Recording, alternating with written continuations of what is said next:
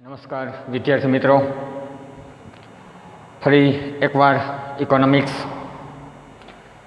ગત લેક્ચરની અંદર આપણે સમય આધારિત રેખા આકૃતિ કોને કહેવાય અને તે આકૃતિ કેમ દોરાય તેના વિશે આપણે માહિતી મેળવી હતી. આજે આપણે આકૃતિનો બીજો પ્રકાર એટલે કે સ્તંભ આકૃતિ. તો સ્તંભ આકૃતિ અને સ્તંભ આકૃતિના પ્રકાર કેટલા છે તેની ચર્ચા આપણે આજે જોઈ રહ્યા છીએ. તો સૌથી પહેલાં આપણે જે આજે વાત કરવાની છે એ છે સ્તંભ આકૃતિ. સામાન્ય રીતે જ્યારે કોઈ એક ચલનું મૂલ્ય દર્શાવવાનું હોય, પછી એ સ્થળ પ્રમાણે, સમય પ્રમાણે કે પ્રદેશ પ્રમાણે જ્યારે કોઈ એક ચલની લાક્ષણિકતા તમારે દર્શાવવાની હોય, કોઈ એક ચલની આંકડાકીય માહિતી દર્શાવવાની હોય, ત્યારે વિદ્યાર્થી મિત્રો સામાન્ય રીતે સ્તંભ આકૃતિ છે એ દોરવામાં આવે છે. એટલે કોઈ એક આધાર લઈ લો, એ આધારની અંદર કાં તમે સમય લઈ શકો છો, સ્થળ લઈ શકો છો, કાં પ્રદેશ લઈ શકો છો. આ પર કોઈ એક ચલનું મૂલ્ય, કોઈ એક ચલનું મૂલ્ય દર્શાવતી આકૃતિને સ્તંભ આકૃતિ કહેવાય. ટૂંકમાં કોઈ એક આધાર લઈ લેવાનો છે આપણે. આધારની અંદર સમય છે, સ્થળ છે, પ્રદેશ છે. તો એના પર કોઈ એક ચલનું મૂલ્ય દર્શાવતી આકૃતિને શું કહેવાય? સ્તંભ આકૃતિ કહેવાય. ખાસ ધ્યાન રાખજો. હવે સ્તંભ આકૃતિ છે ને, ખરેખર એ કોઈ એક ચલનું મૂલ્ય એને વિવિધ વિભાગો વચ્ચે કેમ વહેંચી? સ્તંભ આકૃતિ એટલે કોઈ એક ચલનું મૂલ્યની વિવિધ વિભાગો વચ્ચેની વહેંચણી દર્શાવે છે. અને વહેંચણી દર્શાવીને જે આકૃતિ બનાવવામાં આવે, વિદ્યાર્થી મિત્રો, એને કેવી આકૃતિ કહેવાય? તો કે એને સ્તંભ આકૃતિ કહેવાય, અથવા તો એને તમે સ્તંભાલેખ પણ કહી શકો છો.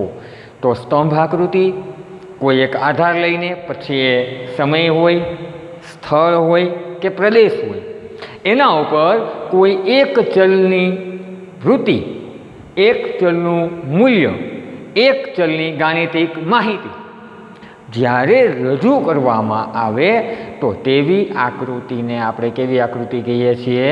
તેવી આકૃતિને આપણે સ્તંભ આકૃતિ કહીએ છીએ. ઘણીવાર એવું બને કે તમારે વિવિધ વર્ષોની આંકડાકીય માહિતી દર્શાવવી હોય કોઈ એક ચલ આધારે.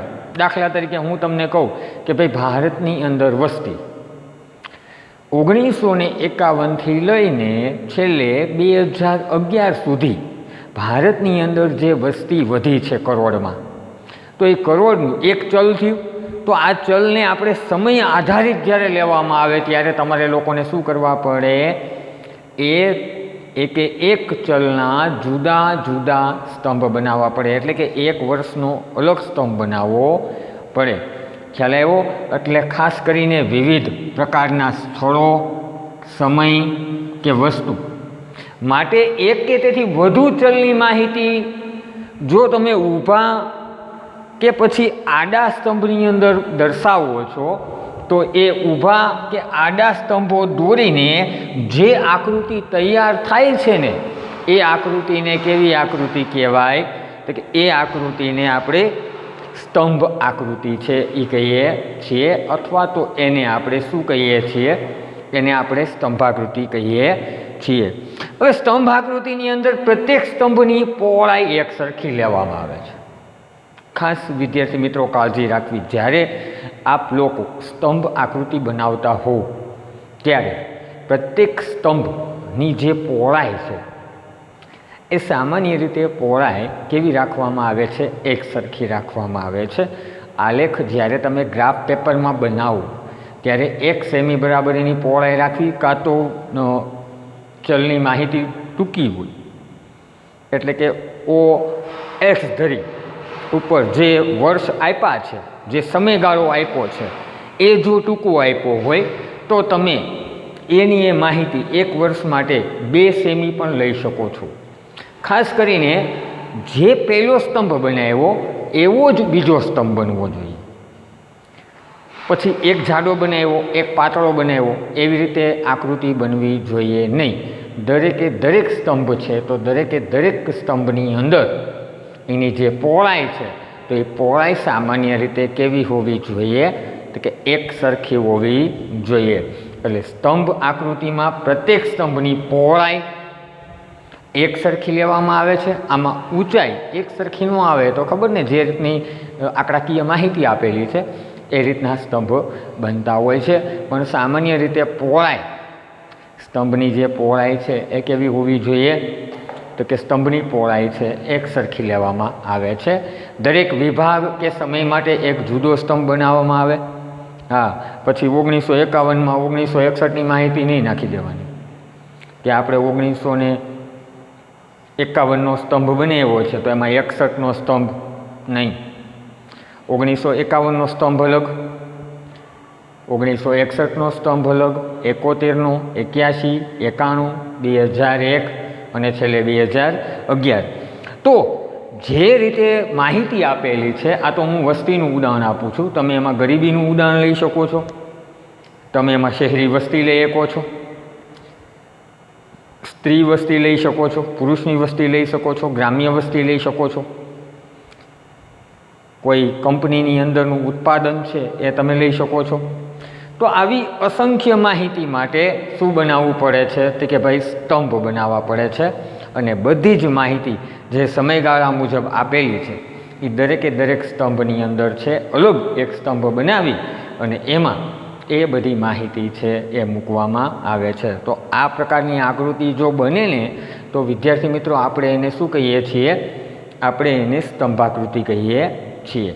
બરાબર. આમ સ્તંભોની ઊંચાઈ, લંબાઈ દ્વારા ચલનું મૂલ્ય અને વિવિધ વિભાગો કે સમયગાળા વચ્ચે એમાં આસાનીથી સરખામણી થશે. યાદ રાખજો, સ્તંભની ઊંચાઈ અને એની લંબાઈ, એ ઊંચાઈ અને લંબાઈ કોના દ્વારા નક્કી થાય? તો કે ભાઈ તમને જે ચલનું મૂલ્ય દર્શાવ્યું છે એ મૂલ્ય દ્વારા નક્કી થતી હોય છે. અને એ ચલના મૂલ્યને આધારે આપ લોકો એ 2 વર્ષની કે કોઈ 2 માહિતીની તમે શું કરી શકો છો? એકબીજા સ્તંભની તમે તુલના કરી શકો છો. કેમ કે જે રીતની માહિતી મળેલી હશે, જે રીતના ચલનું મૂલ્ય હશે એ રીતે તમે સ્તંભ છે બનાવો છો. તો ખાસ કરીને સ્તંભાકૃતિની અંદર શું થાય છે કે સ્તંભની ઊંચાઈ, લંબાઈ દ્વારા ચલનું મૂલ્યની વિવિધ વિભાગો કે સમયગાળા વચ્ચે આસાનીથી સરખામણી થાય છે. તો જ્યારે તમને આવો પ્રશ્ન પૂછવામાં આવ્યો હોય કે સ્તંભ આકૃતિ છે એના પ્રકાર જણાવો, તો એના પ્રકારની અંદર તમે આ રીતે સ્તંભ આકૃતિ વિશે માહિતી આપી શકો છો. એટલે સામાન્ય રીતે ગત લેક્ચરની અંદર સ્તંભ આલેખ અને એના પ્રકારો ક્યાં છે એની આપણે ચર્ચા કરી હતી. એમાં આપણે પ્રશ્ન જોયો હતો કે આકૃતિના પ્રકાર જણાવો. તો ખાસ આજે આપણે વાત કરવાની છે કે જે સ્તંભ આકૃતિ છે સામાન્ય રીતે એને 3 પ્રકારમાં વિભાજિત કરવામાં આવી છે. સાદી સ્તંભ આકૃતિ, પાસેની સ્તંભ આકૃતિ અને વિભાજિત સ્તંભ આકૃતિ. આપણે જે આજે આકૃતિ ભણવાના છીએ તે સાદી સ્તંભ આકૃતિ છે, પાસેની સ્તંભ આકૃતિ છે અને વિભાજિત સ્તંભ આકૃતિ છે. એના વિશે આપણે છે શું કરવાના છીએ? તો કે એના વિશે આપણે વાત કરવાના છીએ. બરાબર. તો સૌથી પહેલાં આપણે વાત કરશું એ છે સાદી સ્તંભ આકૃતિ. હવે સામાન્ય રીતે સાદી સ્તંભ આકૃતિ છે કોઈ એક ચલના મૂલ્યનું સરવૈયું દર્શાવે છે. એટલે કે સાદી સ્તંભ આકૃતિની અંદર સિંગલ તમારે સ્તંભ બનાવવાના હોય છે. કોઈ એક વર્ષને લઈ લો, કોઈ એક સમયગાળાને લઈ લો, કોઈ એક પ્રદેશને લઈ લો, કોઈ એક સ્થળને લઈ લો તો એનું ચલનું મૂલ્ય દર્શાવતી આકૃતિને આપણે શું કહીએ છીએ? તો કે આપણે એને સ્તંભ આકૃતિ કહીએ છીએ. એટલે વિવિધ સ્થળો લઈ લ્યો, સમય કે વસ્તુ માટે કોઈ એક ચલ લક્ષણની માહિતી આપી હોય ત્યારે તમે સામાન્ય રીતે શું બનાવી શકો છો? ત્યારે તમે સાદી સ્તંભ આકૃતિ છે એ બનાવી શકો છો. આમ કોઈ એક આધાર એટલે કે સમય, સ્થળ, પ્રદેશ પર કોઈ એક ચલનું મૂલ્ય દર્શાવતી આકૃતિને સ્તંભાકૃતિ કહેવાય. ખ્યાલ આવ્યો?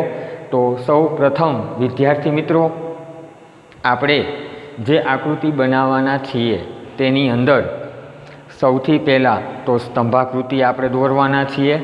ત્યાર પછી આપણે પાસેની આકૃતિ શીખશું અને ત્યાર પછી આપણે વિભાજિત સ્તંભ આકૃતિ શીખશું.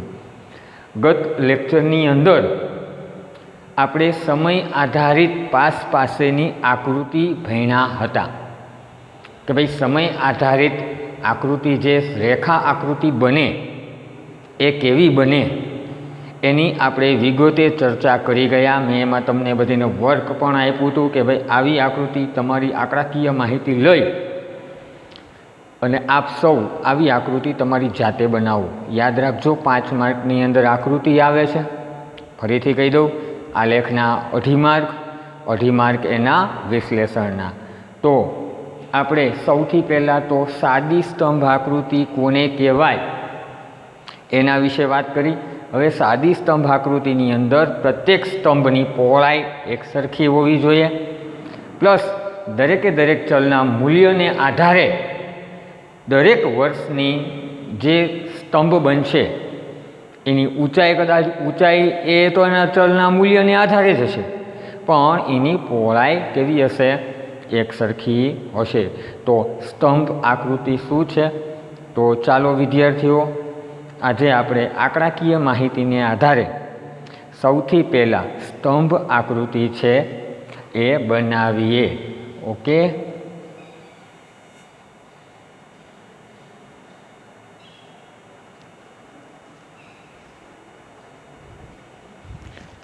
સ્તંભ આકૃતિ.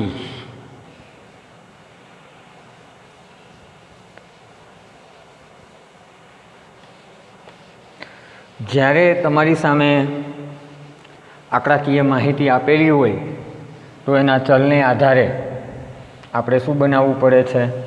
તો કે સ્તંભ આકૃતિ. પહેલાં એવું આવતું, હવે નથી એવું થતું. નકર પહેલાં વિદ્યાર્થી મિત્રો એવું આવતું કે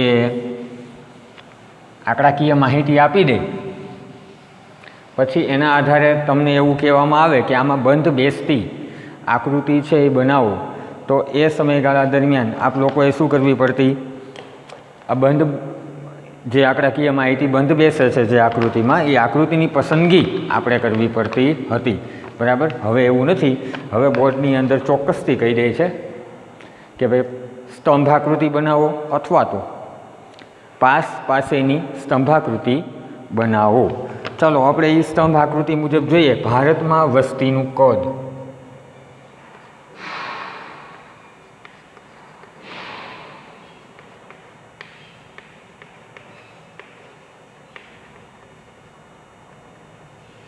હવે સ્તંભ આકૃતિની અંદર વિદ્યાર્થી મિત્રો આ આકૃતિ 2 વાર બોર્ડની અંદર ન્યૂ કોર્સ આવ્યો ત્યારથી આ આકૃતિ 2 વાર પૂછાયેલી છે. તો ખાસ કાળજી રાખવી. હું તમને સાથે સાથે લખાવતો પણ જાઉં છું આંકડાકીય માહિતી. વર્ષ, વસ્તી કેમાં છે? તો કે ભાઈ કરોડમાં છે. હવે આપણે જે માહિતી લેવાની છે વર્ષ 1991, 1961, 1971, 1981, 1991, 2001 અને 2011 સુધીની માહિતી સમય આધારિત ટૂંકમાં આપણે આકૃતિની અંદર બનાવવાની છે. વસ્તી જોઈએ 36.1 કરોડ, 61માં 43.9 કરોડ, 71માં 54.8 કરોડ, 81માં 68.3 કરોડ, 1991માં 84.6 કરોડ, 2001માં 102.70 કરોડ અને છેલ્લે 2011માં 121.2 કરોડ. હવે આ રીતની જ્યારે આંકડાકીય માહિતી મળેલી હોય ત્યારે આપણે શું બનાવીએ છીએ તો કે આપણે છે એ સ્તંભ આકૃતિ છે એ બનાવીએ છીએ. હવે સ્તંભ આકૃતિની અંદર તમને આંકડાકીય માહિતી ખબર પડી ગઈ છે કે સામે વર્ષ આપ્યું છે, એની સામે આંકડાકીય માહિતી 1951 36.1, 1961 43.9 કરોડ, 1971 54.8 કરોડ, 1981 68.3 કરોડ, 1991 84.6 કરોડ, 2001 102.70 કરોડ, 2011 121.02 કરોડ. તો તમને આપેલી આંકડાકીય માહિતીને આધારે તમારે એક ચલના મૂલ્યને ઓ વાય અને ઓ એક્સ ધરી પર રજૂ કરવાની છે. ત્યારે આમાં બે પ્રકારની આકૃતિ બની શકે. એક સ્તંભાકૃતિ બની શકે છે અને સામાયિક શ્રેણી આલેખ પણ આમાં તમે બનાવી શકો છો. ઓકે, તો ચાલો આપણે સૌથી પહેલાં તો સ્કેલ માપ નક્કી કરશું કે આકૃતિ દોરવામાં સ્કેલ માપ શું લેશું.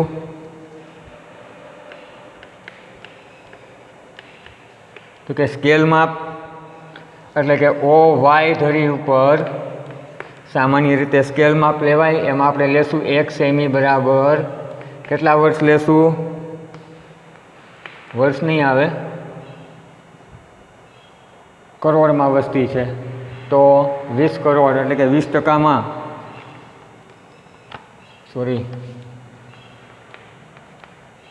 20 કરોડમાં છે એ આપણે વસ્તી લેશું. 1 સેમી બરાબર 20 કરોડ લેશું. ઓકે, તો હવે જોઈએ સૌથી પહેલાં સ્કેલ માપ લીધા પછી ખાસ તમારે એની ગોઠવણી કેમ કરવી.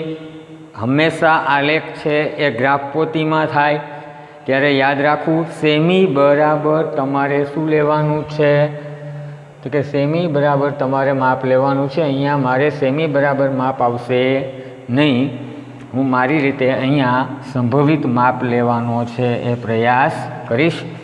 બરાબર, તો આપણે જે આકૃતિ બનાવી છે એમાં કેટલા 1 સેમી બરાબર 20 કરોડની વાત કરી છે. બરાબર, જોઈએ તો આમાં સૌથી પહેલાં નાનો આંકડો લેવાનો, સૌથી મોટો આંકડો લેવાનો. કેમ કે 36.1 કરોડથી લઈને છેક 121 કરોડે પુગાડવાનું છે. તમારે 20 લેવા જ પડે એટલે 20 40 50 60 70 80 90 100 120 1 2 3 4 5 6 7. તમે મોટું માપ લઈ શકો છો 20. યાદ રાખજો જેટલું પ્રમાણ આ લીધું છે એટલું જ પ્રમાણ આવવું જોઈએ. ચોક્કસ સ્કેલ માપની અંદર જ આકૃતિ છે બનવી જોઈએ. 20 40 50 60 70 80 90 100 20 40 60 80 100 120 અને 140. ઘણીવાર તમે જ્યારે બુકની અંદર બનાવતા હોય ને પ્રોબ્લેમ થાય તો આ વચ્ચે આ રીતે કરી નાખવાનું જેથી તમને એ ખબર પડે કે અહીંયા 10 આવશે. આ 10 સ્કેલ માપમાં થઈ જાય તો અહીંયા 10 કરોડ તમારે લેવા પડે જો આ રીતનું થયું હોય તો. ઓકે, ખ્યાલ આવ્યો? એટલે જો આ રીતે તમે લ્યો તો કાંઈ વાંધો નથી, પણ તમને એમ લાગે કે હજી સ્કેલ માપ નાનો રાખવો છે તો અહીંયા તમે 10 રાખી શકો છો. 10 20 30 40 50 60 70 80 90 100 110 120 130 140 આમ પણ તમે કરી શકો છો. બરાબર, સ્કેલ માપ આપણે શું લીધું છે 1 સેમી બરાબર 20 કરોડ. હવે સામે વર્ષ કેટલા આપ્યા છે તો અહીંયા આવશે વસ્તી. કોની? તો કે દેશની વસ્તી કેમાં છે? તો કે કરોડમાં દર્શાવેલ છે. કઈ ધરી ઉપર? ધરીમાં ખાસ યાદ રાખવું, OY ધરી, હા ભૂલવું નહીં. એ અવશ્યપણે ધરી છે એ યાદ રાખવી. અને ધરી ઉપર આપેલી માહિતી, દાખલા તરીકે OY છે, OX ધરી છે, તો તમને જે માહિતી આપવામાં આવી છે એ માહિતીને અનુરૂપ અહીંયા તમારે શું લખવું પડે? તો કે અહીંયા વર્ષ લખવા પડે. હવે વર્ષની અંદર 51થી લઈને આપણે 2011 લેવાના છે. 51, 61, 71, 81, 91, 2001 અને 2011. બરાબર. 1951, 1961, 1971, 1981, 1991, 2001 અને 2011. તો આ રીતે જે માહિતી આપેલી છે એ માહિતીને અનુરૂપ આપણે આપણી ચલ રાશિમાં છે આને એડ કરવાના છે. ચાલો સૌથી પહેલો સ્તંભ બનાવશું આપણે 1951. હવે 1951માં દેશની વસ્તી કેટલી છે? તો કે ભાઈ 36.1 કરોડ. હવે અહીંયા 20 ને 40 થાય તો અહીંયા કેટલા આવે? 30. પછી હજી પણ ચોક્કસ માપ ગ્રાફ હોય તમારી પાસે તો એમાં ચોક્કસથી આ વસ્તુ બનશે. અહીંયા 30 આવે, અહીંયા 35 ને 36.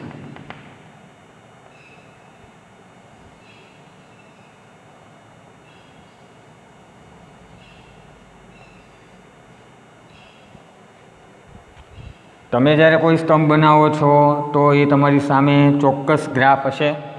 એટલે ગ્રાફની અંદર એક સેમીનો જ સ્તંભ બનાવો. યાદ રાખજો વિદ્યાર્થીઓ, મારે તો બોર્ડ છે, બોર્ડની અંદર તમારી નજર સામે જ આપણે આકૃતિ બનાવતા જશું. તો સૌથી પહેલાં 1951માં 36.1 કરોડની વસ્તીનો સૌથી પહેલો સ્તંભ બનાવ્યો. 61માં છે 43.9, 43.9, અહીંયા 50 આવે, આ 40 આવે, 41, 42 ને 43.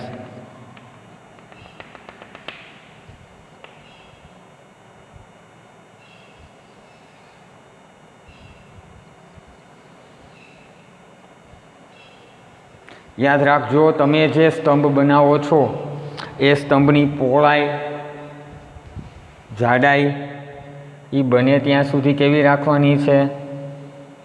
તો કે બને ત્યાં સુધી તમારે એને એકસરખી રાખવાની છે. ખાસ કાળજી રાખજો. બરાબર છે?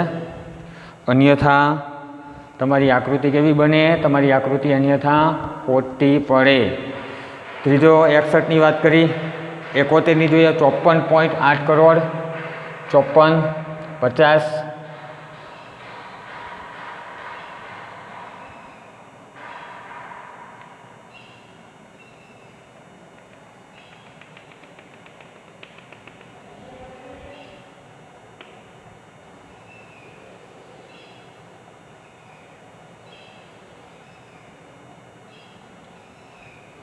54.8 કરોડનો સ્તંભ છે.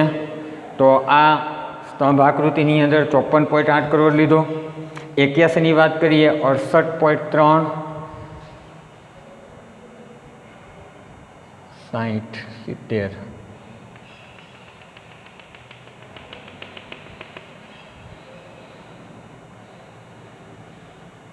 બને ત્યાં સુધી સ્તંભો છે એની પહોળાઈની ખાસ કાળજી રાખવાની છે. કોઈ સ્તંભ જાડો કે કોઈ પાતળો ન થઈ જાય તેની ખાસ તકેદારી રાખવી.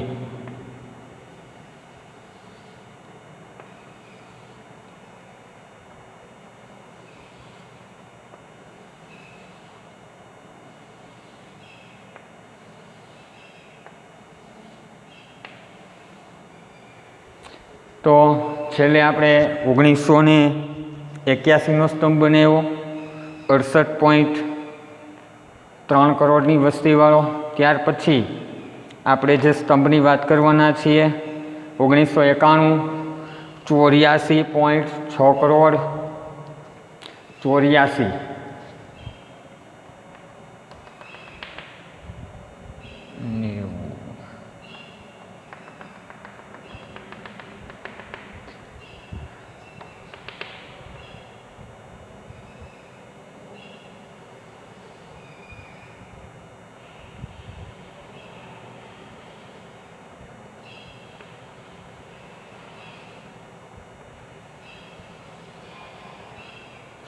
84.6 કરોડ. છેલ્લે 2001નો સ્તંભ બનાવીએ 102.70 કરોડ. 100 છે.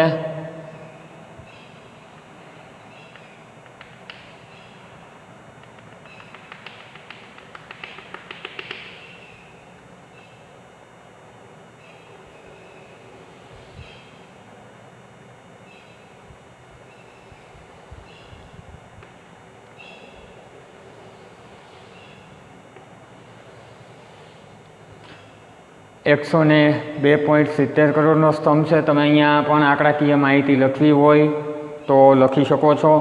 દાખલા તરીકે 36.1 કરોડ,